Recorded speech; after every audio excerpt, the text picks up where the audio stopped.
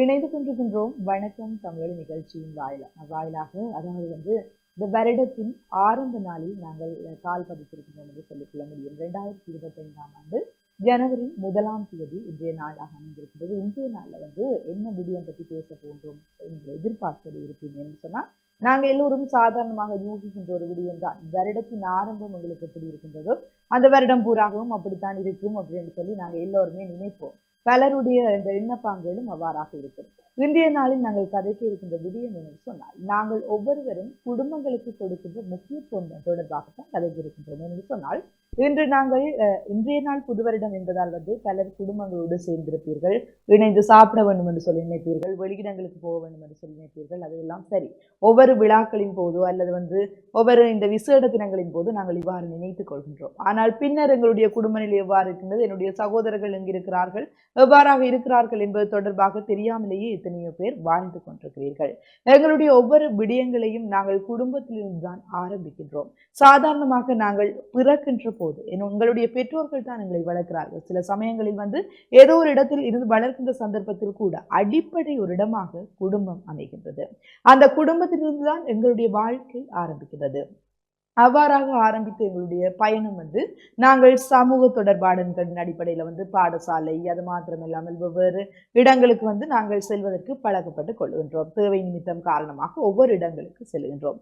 சென்றாலும் கூட எங்களுடைய அந்த அடிப்படை அந்த விடயமாக குடும்பம் தான் இருக்கின்றது. அந்த குடும்பத்திலிருந்து தான் நாங்கள் பல விடயங்களை கற்றுக்கொள்கின்றோம். ஒரு மாணவன் மாணவன் பாடசாலைக்கு செல்கின்ற போது கூட அவனுடைய பழக்க வழக்கங்களை வைத்து அவர்கள் என்ன சொல்வார்கள், ஒரு பிழையாக ஒரு விடயம் செய்துவிட்டால் எந்த இடத்தில் வசிக்கிறார் அல்லது எந்த குடும்பத்தில் இருக்கிறார் என்ற கேள்விகள் தான் எல்லோர் மத்தியிலும் எழக்கூடியதாக இருக்கும். அவ்வாறு நட்பண்புகளை எங்களுக்கு சொல்லித் தருகின்ற ஒரு முதலாவது இடமாக நாங்கள் குடும்பத்தை பார்க்கின்றோம். இன்றைய நாளில் நாங்கள் சொல்ல வருகின்ற விடயம் என்று சொன்னால், இந்த வருடத்தின் ஆரம்பத்தில் இருந்து நாங்கள் குடும்பத்துடன் நேரத்தை ஒதுக்க நாங்கள் கற்றுக்கொள்ள வேண்டும். குடும்பத்தில் ஒவ்வொரு உறுப்பினர்களும் முக்கியமானவர்களாக இருக்கிறார்கள். சில சமயங்களில் நாங்கள் நினைக்கலாம், குடும்ப உறுப்பினர்கள் தானே, எங்களுக்கு ஏற்ற சமாளித்துக் கொள்வார்கள் தானே, அல்லது நாங்கள் அவர்களுடன் தானே பயணிக்க போகின்றோம் என்று சொல்லி நினைக்கலாம். ஒவ்வொருவருடைய வாழ்க்கையும் எவ்வாறு மாறும் என்பது சொல்லி தெரியாது. சந்தோஷமாக வாழ்ந்த ஒரு நபர் அடுத்த நாள் ஏதோ ஒரு நோய் நிலைமைற்று அவர் பேச முடியாத நிலைமைக்கு கூட போகலாம், அல்லது வெளியில் நாங்கள் அழைத்து செல்வதற்கு கூட அவர் எங்களுடன் வர முடியாத ஒரு நிலைமை இருக்கலாம். இவ்வாறு நேரங்கள் காலங்கள் மாறிக்கொண்டே இருக்கும். கால ஓட்டத்திற்கேற்ப ஒவ்வொருவருடைய வாழ்க்கை வடிவமைப்பு மாறிக்கொண்டே இருக்கும் என்று நாங்கள் சொல்ல முடியும். ஆகவே நாங்கள் இன்று சொல்லக்கூடிய ஒரு விடயம், இந்த புது வருட தினத்திலும் சொல்லக்கூடிய ஒரு விடயம், எல்லா விடயங்களையும் குடும்பத்திலிருந்து ஆரம்பியுங்கள். குடும்பங்களுக்காக நேரத்தை ஒதுக்குங்கள். அந்த குடும்பம் உங்களுக்கு உண்மையாக இருக்கின்ற போது, நீங்களும் அந்த குடும்பத்திற்கு உண்மையாக இருக்கின்ற போது உங்களுடைய வாழ்க்கை சிறக்கும். இல்லையா கார்த்தியாயன்? நிச்சயமாக. இன்றைக்கு மீண்டும் ஒரு முறை இந்த புதிதாக ஆரம்பித்திருக்கக்கூடிய இந்த வருடத்திற்குரிய வாழ்த்துக்களை எங்களுடைய நேயர்களுக்கு தலைப்பு பகுதியோடாக சொல்லிக் கொள்கிறோம். புதிதாக ஒரு வருடம் ஆரம்பித்திருக்கிறது. ஆனால் நாங்கள் என்ன திடீரென்று இவர்கள் தலைப்பு பகுதியில் குடும்பத்தை பற்றி பேசிக் கொண்டிருக்கிறார்கள் அப்படி என்று நேயர்கள் யோசிக்கக்கூடும். இன்றைக்கு உலகளாவிய ரீதியில பூகோள குடும்ப தினம், அதாவது குளோபல் ஃபேமிலி டே அப்படி என்ற ஒரு விஷயத்தை கொண்டாடி கொண்டிருக்கிறார்கள்.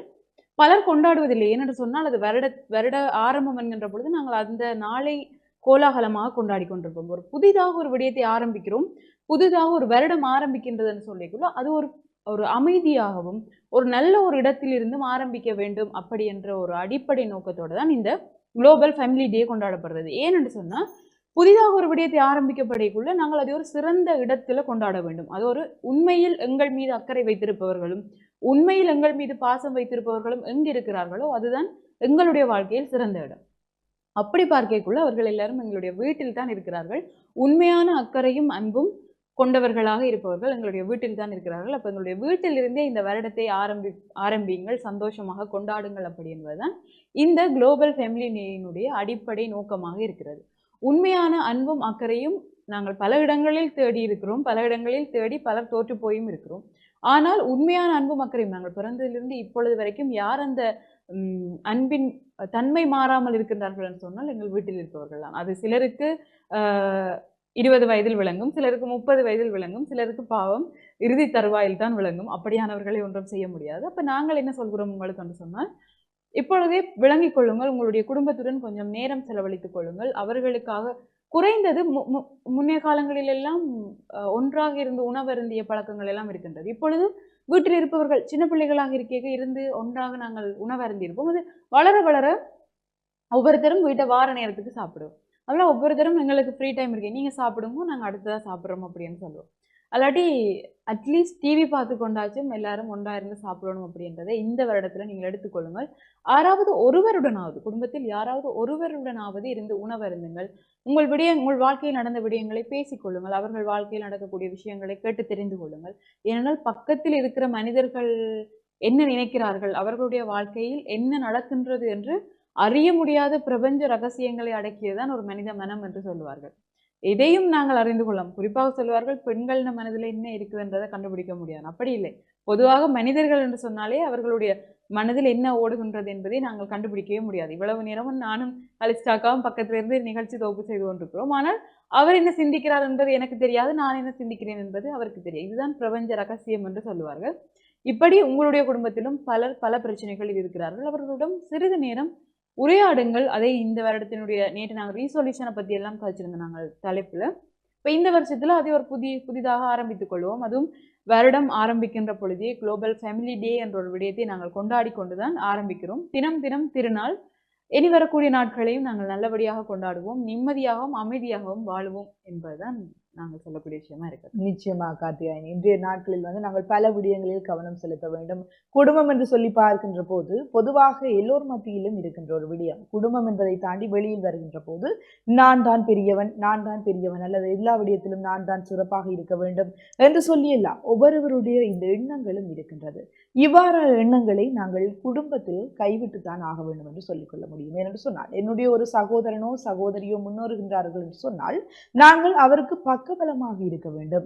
அவர்களுடைய வாழ்க்கையில் வந்து அவர்கள் எவ்வாறு செல்ல வேண்டும் என்பதற்கு ஒரு வழிகாட்டுனர்களாக இருக்க வேண்டும். ஆனால் மாறாக நாங்கள் என்ன நினைக்கின்றோம், குடும்பத்தில் வந்து சிலர் எண்ணுகின்ற ஒரு எண்ணப்பாங்க, என்னை விட என்னுடைய சகோதரி முன்னேறிவிடக்கூடாது, அல்லது வந்து என்னுடைய சகோதரன் முன்னேறிவிடக்கூடாது என்று சொல்லிய இந்த மனப்பான்மை வந்து குடும்பத்தில் இருக்கின்ற அந்த அன்பை சீர்குலைக்கக்கூடியதாக இருந்துவிடும் என்றுதான் நாங்கள் சொல்லிக்கொள்ள முடியும். என்று சொன்னால், இவ்வாறான செயற்பாடுகளினால் எத்தனையோ குடும்பங்களுக்குள் பிளவுகள் ஏற்படுகின்றது. ஒரு குறிப்பிட்ட வயது வரை சகோதரர்கள், பெற்றோர், பிள்ளைகள் என்று சொல்லி எல்லோருமே சேர்ந்து வாழ்வார்கள். ஒரு குறிப்பிட்ட ஒரு காலப்பகுதிக்கு பின்னராக எல்லோருக்குமே வந்து போட்டி என்கின்ற ஒரு நிலைமை வந்துவிடும். என்னுடைய தம்பி, என்னுடைய மகன் இவ்வளவு தூரம் படிக்கின்றார், என்னுடைய அண்ணானுடைய மகன் இவ்வளவு தூரம் படிக்கின்றார், அல்லது வந்து இத்தகைய வேலைகளை செய்கின்றார், அவரை விட நீ முன்னேற வேண்டும் என்று சொல்லி தங்களுடைய பிள்ளைகளை நிர்பந்திக்கின்ற ஒரு நிலை, இவையெல்லாம் வந்து தவிர்க்கப்பட வேண்டிய விடயங்களாக இருக்கின்றன. நாங்கள் போட்டி இருக்கலாம், நிச்சயமாக ஒரு நிலைக்கு செல்ல வேண்டும் என்றால் போட்டி நிச்சயமாக இருக்கும். அந்த போட்டி நிலை வந்து இந்த குடும்பங்களுக்குள் இருக்கின்ற போது அந்த குடும்பங்கள் மத்தியில் பிளவுகள் ஏற்படுவதற்கான சந்தர்ப்பங்கள் இருக்கின்றது.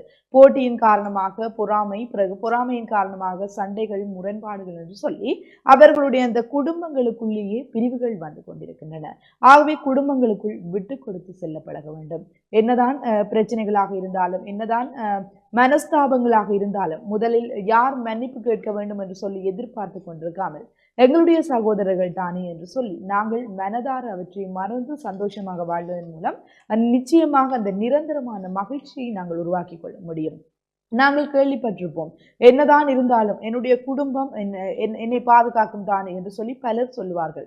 ஆனால் அவர்கள் அந்த குடும்பத்தின் மீது பாசமும் கொண்டிருப்பார்கள், மிகவும் வந்து அன்புடையவர்களாக இருப்பார்கள். சில சமயங்களில் குடும்பத்தை விட்டு தனியாக ஒரு நபர் இருக்கின்ற போது குடும்பத்தின் மீது அதிக அளவு பாசம் கொண்டவராக இருப்பார். ஆனால் அந்த பாசத்தை குடும்பத்திலே வந்து வெளிப்படுத்த மாட்டார். அப்போது வந்து என்ன நடக்கும், அந்த குடும்பத்துக்கும் அந்த தனி ஒரு நபருக்கும் இடையே வந்து ஒரு இடைவெளி வர ஆரம்பிக்கிறது. அந்த இடைவெளி வந்ததுக்கு பிறகு என்ன நடக்கின்றது, தனக்கு அன்பு செலுத்துவதற்கு யாரும் இல்லை என்று சொல்லி அந்த ஒரு தனித்திருக்கின்ற ஒரு நபர் எண்ணப்பாங்கில் வெளியில் அன்பை தேட முற்படுகின்றார். அநேகமாக இந்த பெண் பிள்ளைகள் இணையதளத்தில் எல்லாம் தங்களுடைய உறவுகளை தேட முற்படுகிறார்கள். தங்களுக்கு வந்து அன்பு கிடைக்க வேண்டும் என்று சொல்லி அந்த அன்புக்காக ஏங்கி எத்தனையோ பேர் தங்களுடைய வாழ்க்கையையும் இழந்திருக்கிறார்கள். இதையெல்லாம் கவலைக்குரிய ஒரு விடயம் என்றுதான் நாங்கள் சொல்லிக்கொள்ள முடியும். குடும்பத்தில் அன்பு என்பது அடிப்படை தேவை. அது குடும்பத்தில் இருந்து கொடுக்கப்படுகின்ற போது நிச்சயமாக அந்த பிள்ளை ஒரு நம்பிக்கையாக பெற்றோரோ அல்லது சகோதரர்களோ கதைக்கின்ற போது நிச்சயமாக ஒரு குறித்த பிள்ளை தன்னுடைய பிரச்சனைகளை சொல்ல முயலும். மாறாக சில பெற்றோர்கள் என்ன செய்வார்கள், ஒரு விடயத்தை சொல்ல வருகின்ற போது நீதான் நிச்சயமாக பிழை செய்திருப்பாய் என்று சொல்லி பிள்ளையை திட்டுவதும், மாறாக வந்து அதனை சாதாரணமான ஒரு விடயமாக எடுத்துக்கொள்வதும். பிள்ளைகள் ஒரு விடயத்தை வந்து சொல்லுகிறார்கள் என்று சொன்னால் அதனை பெற்றோர்கள் கேட்க பழகுங்கள். பெற்றோர்கள் மாத்திரமல்ல, குடும்ப உறுப்பினர்கள் இருந்து உணவருந்துகின்ற போது அல்லது இருந்து பேசுகின்ற போது உங்களுடைய பிரச்சனைகளை குடும்பங்களுக்கு பகிர்ந்து கொள்ளுங்கள். ஏனென்று சொன்னால் பல விடயங்களை நீங்கள் மனதில் போட்டு குழப்பிக் கொண்டிருப்பீர்கள். பல பிரச்சனைகளுக்கு தீர்வு காண முடியாமல் போராடி கொண்டிருப்பீர்கள். சிலர் சிந்தித்துக் கொண்டிருப்பீர்கள், யாரிடம் சொல்ல முடியும், அது வந்து நான் ஒருவரிடம் சொல்லிவிட்டால் அவர்கள் அடுத்தடுத்த நபர்களிடம் சொல்லுவார்களே, என்னுடைய வாழ்க்கையில் நடந்த பிரச்சனை எல்லோருக்குமே தெரிய வந்து விடுமே என்றெல்லாம் சொல்லுவார்கள் என்று நினைத்துக் கொள்வார்கள். நீங்கள் எல்லாம் என்ன செய்ய வேண்டும் என்று சொன்னால், உங்களுடைய குடும்ப உறுப்பினர்களில் உங்களுடைய நம்பிக்கையானவர்கள் மத்தியில் நீங்கள் உங்களுடைய விடயங்களை பகிர்ந்து கொள்ள முடியும். என்று சொன்னால், நாங்கள் வெளியில் மற்றவர்களை நம்புவதை பார்க்கல, எங்களுடைய குடும்ப உறுப்பினர்கள் மத்தியில் பல விடயங்களை பகிர்ந்து கொள்வதனூடாக வந்து அவர்கள் எங்களுடைய நிலையில் இருந்து சிந்தித்து முடிவெடுப்பார்கள் என்று சொல்லி நான் நினைக்கிறேன். ஏனென்று சொன்னால் பல விடயங்களில் இதை அவதானிக்கக்கூடியதாகவும் இருக்கின்றது. யாருக்கு என்ன பிரச்சனை என்று சொன்னாலும் அவர்கள் தங்களுடைய குடும்பத்தை முன்னுதாரணம் காட்டுவது வந்து சந்தோஷமான ஒரு விடயமாக கூட இருக்கின்றது. இன்றைய நாட்களில் என்ன விடயம் நாங்கள் மாற்ற வேண்டியிருக்கின்றது சொன்னால், குடும்பத்திற்காக நேரத்தை ஒதுக்குவது குறைவடைந்து கொண்டு வருகின்றது. வேலைப்பளு, கல்வி அல்லது வந்து வெளி இடத்திலிருந்து வேலை செய்வது, இவ்வாறு சொல்லி குடும்பங்களில் வந்து பிரிவுகள் ஏற்பட்டு கொண்டிருக்கின்றது. அவை அனைத்தையும் குறைக்கின்ற போதுதான் அந்த இடைவெளிகள் குறைக்கப்பட்டு எங்களுக்கான அந்த அன்பு, உண்மையான அன்பு கிடைக்கும். ஆகவே வந்து முடிந்தவரை எங்களுடைய குடும்பங்களுக்காக நாங்கள் நேரத்தை ஒதுக்க வேண்டும், அவர்களுடன் பேச வேண்டும், உண்மையான அன்பை கொடுக்க வேண்டும். அன்பது தான் வந்து இன்றைய நாள் நாங்கள் கூற வர விடயம் இல்லையா கத்தியாங்க? நிச்சயமாக. ஏன் என்று சொன்னா, இந்த உலகளாவிய ரீதியில இன்னைக்கு நியூ இயர் அப்படின்ற ஒரு விஷயத்தை கொண்டாடி கொண்டிருக்கக்குள்ள குளோபல் ஃபேமிலி டே அப்படின்ற ஒரு விஷயத்தையும் கொண்டாடி கொண்டிருக்கிறோம். அப்போ ஆரம்பித்திருக்கக்கூடிய இந்த நியூ இயர், இந்த நல்ல நாளில் நாங்களும் எங்களோட குடும்பத்தில் இருக்கிறவர்களுக்கு ஒரு வாழ்த்துக்களையும் தெரிவித்து அவர்களோடு ஒரு சந்தோஷமான நாளை ஆரம்பிப்போம் அப்படின்னு சொல்கிறது தான் இன்றைய தலைப்பினுடைய முக்கியமான விஷயமா இருக்குது. இதையும் தாண்டி நாங்கள் பத்திரிகைகளில் சில விஷயங்களை பார்க்கிறோம். இன்று விபத்துகள் பற்றிய செய்திகள் வந்து கொண்டு தான் இருக்கிறது. இன்னமும் புலமை பரிசில் பரீட்சைக்கு முகம் கொடுத்திருக்கக்கூடிய அந்த பிள்ளைகளுக்கு வந்து சரியான தீர்வு இன்னும் கிடைக்கப்படவில்லை. 3 வினாத்தாள்கள் வந்து கசிந்ததால சரியான தீர்வுகள் இன்னுமே எடுக்கப்படவில்லை. ஒரு பக்கம் அந்த 3 வினாத்தாள்களுக்கும் வந்து ஓப்பன் மார்க்ஸ் கொடுப்போம் அப்படின்ற ஒரு தீர்ப்பு வந்திருந்தாலுமே அது ஒரு வகையான மனித உரிமை மீறல் அப்படின்ற இன்னொரு பக்கம் எதிர்த்தரப்பு கருத்துக்களை முன் வச்சு கொண்டு தான் இருக்கப்ப இன்னுமே கடந்த வருடத்துக்குரிய மிக முக்கியமான ஒரு பரீட்சை அதனுடைய தீர்வுகள் கிடைக்கப்பெறல. ஆனால் எங்களை பொறுத்த வரைக்கும் இந்த புலமை பரிசில் எல்லாம் இல்லாமல் இருந்தால் நல்லா இருக்கும். அந்த பரீட்சைக்கான அடிப்படை நோக்கமே மாற்றப்பட்டு அது கௌரவ பரீட்சை என்று வேணுமென்றால் அதை வைத்துக் கொள்ளலாம் இல்லையாக்கா? அப்படி மாறிவிட்டது.